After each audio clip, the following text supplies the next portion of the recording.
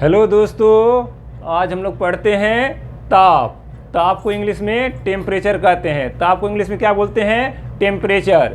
ताप, ताप यानी टेम्परेचर। ताप क्या है? ताप वह भौतिक कारक है। ताप क्या है? ताप वह भौतिक कारक है जो एक वस्तु से दूसरी वस्तु में ऊष्मीय ऊर्जा के प्रवाह की दिशा निश्चित करता है। ऊष्मीय ऊर्जा के प्रवाह की दिशा को निश्चित करता है। किसका निश्चित करता है? दिशा यानी डायरेक्शन को निश्चित करता है। माने किस तरफ से किस तरफ आपका जो है ऊष्मा जो है फ्लो करेगा, उसका जो दिशा जो है वह ताप जो है निश्चित करता है। अर्थात हम क्या बोल सकते हैं? जिस कारण से ऊर्जा स्थानांतरण होती है, ऊर्जा स्थानांतरण हो रही है, मैंने एक वस्तु से दूसरे वस्तु में जा रही है, ट्रांसफॉर्मेशन हो रहा है, ऊर्जा स्थानांतरण होती है, उसे हम लोग क्या कहते हैं? ताप अर्थात टेम्परेचर कहते हैं। ताप यानी टेम्परेचर कहते हैं। तापमापन क्या है? तापमापन यानी measurement of temperature. Measurement of temperature क्या है? तापमापी बनाया गया है। तापमापी को हम लोग क्या बोलते हैं? थर्मोमीटर बोलते हैं। तापमापी क्या बोलते हैं? थर्मोमीटर क्या है? ताप को मापने के लिए जो उपकरण प्रयोग में लाया जाता है, जो डिवाइस इंस्ट्रूमेंट का प्रयोग में लाया जाता है, ताप मापने के लिए जो उपकरण यानी डिवाइस प्रयोग में लाया जाता है उसे तापमापी कहते हैं। उसे क्या कहते हैं? तापमापी कहते हैं। निम्न प्रकार के ताप पैमाने प्रचलित है। ये सब नीचे जो है वो आपका ताप पैमाने जो है प्रचलित है। कौन कौन से है? सेल्सियस पैमाना। कौन सा है? पहला है सेल्सियस पैमाना। दूसरा है फ़ारेनहाइट पैमाना। तीसरा रोमर पैमाना और चौथा जो है केल्विन पैमाना है। चारों पैमाने का ड्राइंग बना हुआ है। ड्राइंग में आप देखिए, चीज़ें क्लियर हो जाएगी, ज़्यादा इसमें आपका ये प्रॉब्लम नहीं होगा। तो ये क्या किया गया है? सबसे पहले एक कैपिलरी ट्यूब लिया गया है। ये क्या है? पहला जो पैमाना जो है सेल्सियस पैमाना चाहे फ़ारेनहाइट, सभी पैमाने में एक नैरो जो कैपिलरी ट्यूब है सिलेंड्रिकली, ठीक है ना, कैपिलरी ट्यूब है। कैपिलरी ट्यूब के नीचे में क्या रखा गया है? ये मरकरी यानी पारा जो है भरा हुआ है, बंद है, क्लोज्ड है।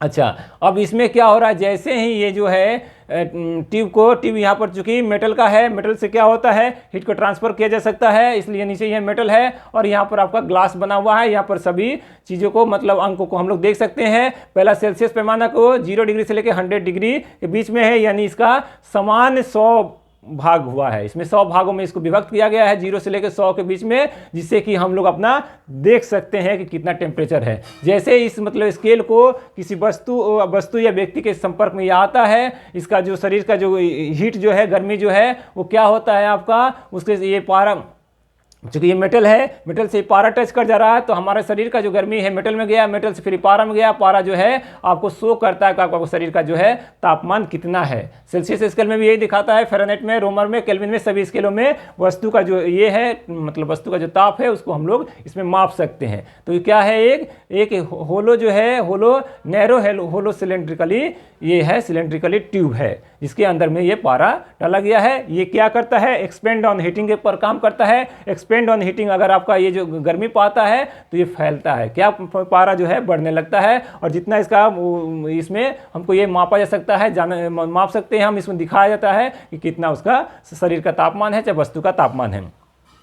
तो इस स्केल में सबसे पहले क्या है? इसका हिमांक होगा, यानी फ्रीजिंग पॉइंट है। फ्रीजिंग पॉइंट यानी 0 डिग्री। फ्रीजिंग पॉइंट कहाँ से लिया गया है? जल से लिया गया है। जल का फ्रीजिंग पॉइंट कितना होता है? 0 डिग्री सेल्सियस होता है, और 0 डिग्री सेल्सियस पर ही अवस्था जो है परिवर्तन होता है, यानी 0 डिग्री सेल्सियस पर वो बर्फ रहता है, यानी सॉलिड अवस्था में रहता है, उसके बाद वो लिक्विड में चला जाता है 0 डिग्री के बाद ये।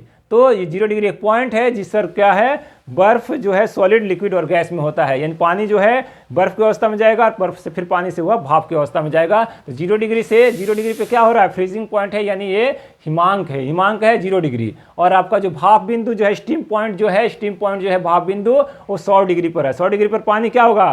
पानी जो द्रव अवस्था में है वो भाप अवस्था में परिवर्तित होता है, वेपर उसका अवस्था में चला जाता है, यानी उसका वेपर पॉइंट है जो है भाप बिंदु जो है 100 डिग्री है। तो 0 और 100 के बीच में कितना भाग हुआ है? 100 भाग किया गया है। तो इसका जो हिमांक, जो सेल्सियस स्केल का हिमांक कितना डिग्री है? 0 डिग्री। इसका भाप बिंदु कितना है? 100 डिग्री। सेल्सियस स्केल का हिमांक बिंदु यानी फ्रीजिंग पॉइंट है 0 डिग्री, भाप बिंदु जो है यानी बॉइलिंग पॉइंट जो है 100 डिग्री है इसका भाप बिंदु। इसके बीच में यहाँ 100 विभाग है, 100 भागों में विभक्त किया गया है। ये सेल्सियस स्केल का पैमाना है। इसका सबसे सेल्सियस नाम क्यों पड़ा? क्योंकि वैज्ञानिक के नाम पर ये सेल्सियस स्केल रखा गया है। जो वैज्ञानिक इसको बनाए थे उनका नाम था सेल्सियस, इसलिए इस वैज्ञानिक के नाम पर ये सेल्सियस स्केल रखा गया है। दूसरे जो है फ़ारेनहाइट, सिमिलरली इसी तरह से फ़ारेनहाइट में भी है। फ़ारेनहाइट में क्या है आपका, एक नैरो जो है नैरो कैपिलरी ट्यूब है, नीचे में जो है आपका मरकरी यानी पारा रखा हुआ है। पारा जो एक्सपेंड ऑन हीटिंग पर ये काम करता है। अगर ये किसी वस्तु या व्यक्ति से अगर ये गर्मी पाता है तो ये पारा जो है ऊपर में यहाँ पर शो करता है, दिखाता है, हमको दिखाता है कितना उस वस्तु में गर्मी है। ठीक है, फ़ारेनहाइट क्या किया गया? फ़ारेनहाइट का जो ये फ्रीजिंग पॉइंट जो है, हिमांक बिंदु जो है 32 डिग्री सेल्सियस है। इसका जो है बॉइलिंग पॉइंट जो है 212 डिग्री फ़ारेनहाइट है। 212 डिग्री फ़ारेनहाइट है। भाप बिंदु इसको बोलते हैं हम लोग। 212 डिग्री फ़ारेनहाइट पर भाप बिंदु होता है। तो आपको 32 डिग्री और 212 डिग्री के बीच में कितना भाग हुआ है? 180 समान भागों में विभक्त किया गया। 180 इक्वल डिवीजन हुआ है इसमें। 180 समान भागों में विभक्त किया गया है। और आपको जैसे आपको इसके द्वारा आप क्या कर सकते हैं, ताप को माप सकते हैं। ये फ़ारेनहाइट स्केल में। फ़ारेनहाइट नाम क्यों पड़ा? क्योंकि वैज्ञानिक के नाम पर फ़ारेनहाइट नाम पड़ा है। जो स्केल के ये बनाए थे वो वैज्ञानिक का नाम था फ़ारेनहाइट था, इसीलिए उनका नाम ये फ़ारेनहाइट स्केल रखा गया है। तीसरा जो है आपका रोमर स्केल। रोमर स्केल में क्या होता है? इसका जो है फ्रीजिंग पॉइंट कितना है? 0 डिग्री सेल्सियस। 0 डिग्री रोमर में कितना है? 0 डिग्री रोमर है। 0 डिग्री रोमर है आपका, इसका फ्रीजिंग पॉइंट जो है 0 डिग्री रोमर। और इसका जो है स्टीम पॉइंट जो है, स्टीम पॉइंट या बॉइलिंग पॉइंट जो है 80 डिग्री रोमर है। 80 डिग्री रोमर है। तो इसमें कितना विभाग हुआ है? 0 और 80 के बीच में 80 डिवीजन किया गया है। इसमें क्या होगा, किसी वस्तु का या व्यक्ति का जो है ये जो आपका जो ताप है, ताप को यहाँ 0 से 80 के बीच में वो शो करेगा, दिखाएगा। जितना उस वस्तु का ताप रहेगा उसको वह यहाँ पर दिखाता है। कैसे दिखाएगा? एक्सपेंड ऑन हीटिंग पर ये काम करता है। और ये जो मरकरी जो पारा जो है वो आपको एक्सपेंड होता है वो हीट से, ठीक है ना, गर्मी में लेने के बाद ये एक्सपेंड होता है और उसको शो करता है कि कितना है। ये रोमर स्केल में। रोमर क्यों नाम पड़ा? क्योंकि साइंटिस्ट का नाम था रोमर, इसलिए इसका नाम रोमर पड़ा है। चौथा जो है स्केल है, पैमाना है, केल्विन है। केल्विन पैमाना। केल्विन पैमाना इसका जो है फ्रीजिंग पॉइंट है 273 केल्विन। 273 केल्विन है ये।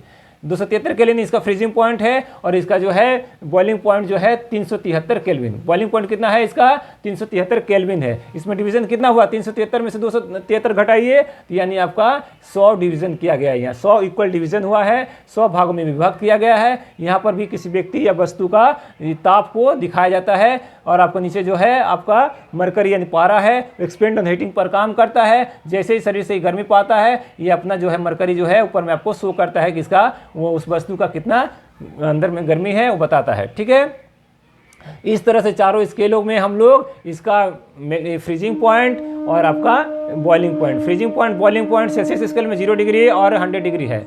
जिस सेल्सियस स्केल में फ्रीजिंग पॉइंट जो है 0 डिग्री और जो है बॉइलिंग पॉइंट 100 डिग्री है। फ़ारेनहाइट में कितना है? फ्रीजिंग पॉइंट जो है 32 डिग्री फ़ारेनहाइट और आपका 212 डिग्री फ़ारेनहाइट जो है भाप बिंदु है। और इसका रोमर स्केल में कितना है? 0 डिग्री रोमर है। इसका फ्रीजिंग पॉइंट 0 डिग्री रोमर है। और इसका जो है स्टीम पॉइंट जो है आपका जो बॉइलिंग पॉइंट जो है 80 डिग्री रोमर है। अच्छा, केल्विन में कितना है? 273 केल्विन है फ्रीजिंग पॉइंट, 273 केल्विन। और आपका जो है बॉइलिंग पॉइंट जो है 373 केल्विन है। इस तरह से ये चारों स्केल को हम लोग फ्रीजिंग पॉइंट और आपका बॉइलिंग पॉइंट को जाने। और इसमें सबका डिवीजन को भी समझ लिए। इसमें 100 डिवीजन है, इसमें 180 डिवीजन है, इसमें 80 डिवीजन है और इसमें 100 डिवीजन है। इस तरह से सभी को डिवीजन करके इसमें दिखाया गया है। और इससे हम लोग क्या मापते हैं? ताप मापने का ये उपकरण बना हुआ है। अब ये चारों जो पैमाने में एक संबंध होता है, उस संबंध को भी हम लोग जान जाते हैं। चारों पैमाने में एक संबंध है। यहाँ लिखा हुआ संबंध के बारे में यहाँ थोड़ा सा लिखा हुआ है, C-0/100-0। C यानी क्या है? थर्मोमीटर का रीडिंग होता है। यहाँ C मीन्स थर्मोमीटर का रीडिंग बताता है, शो करता है कितना उसका थर्मोमीटर का रीडिंग होता है। C फॉर थर्मोमीटर रीडिंग होता है। अच्छा, तो उसका -0 डिग्री क्या है? लोअर जो है लोअर फिक्स पॉइंट है। लोअर फिक्स पॉइंट जो फ्रीजिंग पॉइंट जिसको हम लोग बोल रहे हैं, लोअर फिक्स पॉइंट 0 डिग्री है। अपॉन क्या है? 100 डिग्री क्या है? अपर फिक्स पॉइंट है। अपर फिक्स पॉइंट है। फिर अपर फिक्स पॉइंट में से हम लोग क्या घटा दिए? लोअर फिक्स पॉइंट को घटा दिए। ये एक आपका सेल्सियस का एक मतलब बन गया। दूसरा क्या है? इक्वल ये किसके इक्वल होता है? फ़ारेनहाइट के। एफ क्या है? फ़ारेनहाइट का जो रीडिंग है थर्मोमीटर का रीडिंग बताएगा। एफ क्या बताएगा? थर्मोमीटर का रीडिंग बताएगा। -32 डिग्री क्या है? लोअर फिक्स पॉइंट है।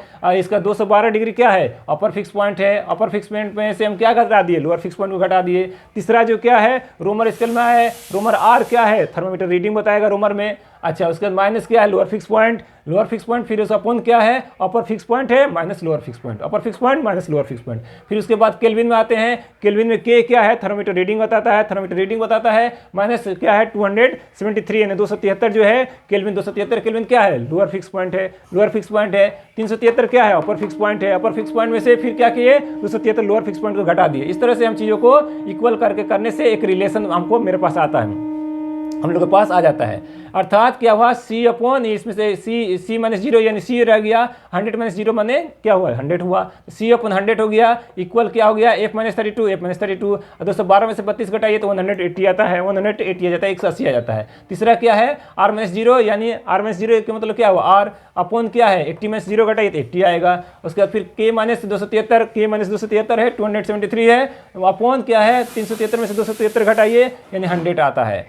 इसलिए फिर यहाँ इसको कैलकुलेशन करने के बाद क्या आ जाएगा, C upon 5 equal F minus 32 upon 9, F minus 32 upon 9 equal क्या हुआ, आर अपॉन 4, आर अपॉन 4 हो गया, इक्वल क्या हो गया, के माइनस 273 अपॉन 5, के माइनस 273 अपॉन 5। इस तरह से चारों में रिलेशन आ गया। अगर इस तरह से हम दो रिलेशन को पकड़ दो संबंधों को पकड़कर दो संबंधों में एक का मान दिया हुआ रहने से दूसरे का मान हम लोग आराम से निकाल सकते हैं और इसका हम लोग मान को हम लोग पा सकते हैं कितना उसका मान है। ठीक है, इस तरह से हम लोग ये चारों स्केलों को चित्र के साथ इसको पढ़े समझे और तापमापी के बारे में जाने और जाने। अगर वीडियो को अच्छे लगे तो लाइक करिए, शेयर करिए, सब्सक्राइब करिए, बेल आइकन बटन उसको दबाइए। धन्यवाद।